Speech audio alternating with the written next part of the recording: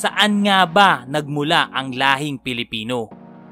Pagkatapos ng videong ito, dapat nabubuo mo na ang pansariling paninindigan sa pinakapinaniniwalaang teorya ng pinagmulan ng lahing Pilipino batay sa mga ebidensya. Mga teorya na pinagmulan ng lahing Pilipino, uunahin na natin ang pandarayuhan. Ayon sa teorya ng pandarayuhan, ang mga tao sa Pilipinas ay mula sa mga kalapit na malalaking tipak ng lupa na nandayuhan sa Pilipinas sa pamamagitan ng tulay na lupa o ng mga bangkang tinatawag na balangay. Sinasabing ang mga Negrito ang ninuno ng mga Aita o Ita sa Pilipinas. Nakarating sila sa Pilipinas gamit ang tulay na lupa. Ang mga Indones ay ang nag-ambag ng kultura at uri ng pamumuhay sa sinaunang Pilipino. Gumamit sila ng mga bangka patungo sa ating bansa.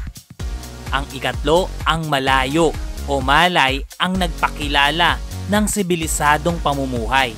Sila ang dinatnan ng mga Espanyol o ng mga Kastila noong 1521. Ano nga ba ang mga kaugnayan nito? Ayon sa teorya, wala pang tao sa Pilipinas nang dumating ang mga Negrito. Ikalawa, ang mga lahing Negrito, Indones at Malay ang bumuo sa lahing Pilipino. Nakahihigit ang mga katangian ng Malayo o Malay sa kasalukuyang Pilipino ngayon. Ayon sa pagbabagkas gamit ang wika, sa teoryang ito, mahihinuha ang pinagmulan ng lahing Pilipino batay sa wikang ginagamit sa bawat bahagi ng bansa at iuugnay ito sa mga kaugnay o kapamilyang wika sa mga karatig bansa ng Pilipinas. Ilan sa mga patunay at ebidensya patungkol dito: una, ang hilagang wika sa Pilipinas ay katulad ng wika ng mga Taiwan. Ikalawa, ang gitnang wika sa Pilipinas ay katulad ng wika ng mga Borneo.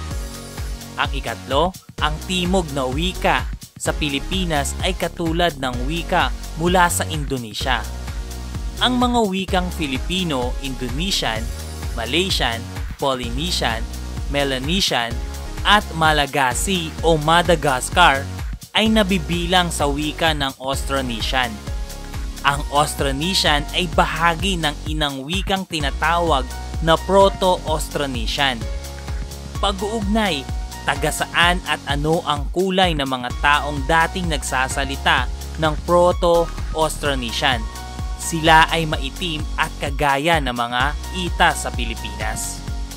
Sa kasalukuyan, ang ating pamahalaan at ilang mga eksperto ay nag-aaral pa rin patungkol sa pinagmulan ng ating mga ninuno o pinagmulan ng mga unang Pilipino sa Pilipinas. Kung meron kayong mga karagdagang impormasyon patungkol sa pinagmulan ng unang Pilipino sa ating bansa, malaya nyo tong ilagay sa comment section. Maraming salamat!